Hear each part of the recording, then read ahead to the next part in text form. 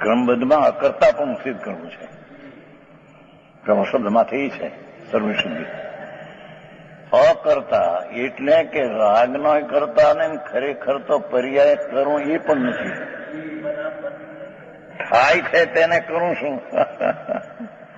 હા હા હા, એની દ્રષ્ટિ તો જ્ઞાયક ઉપર જાય છે અને તેથી તેને થતી પર્યાયને જ્ઞાયક ઉપર ગયો એટલે જ્ઞાનની પર્યાય થઈ. તેમાં જે ક્રમબદ્ધ થાય તેને જાણે. હા હા હા, કરતા ન થાય એનો કરતા તો ન થાય, પર્યાય ક્રમે થાય એનો, પણ નિર્મળ પર્યાય ક્રમે આવે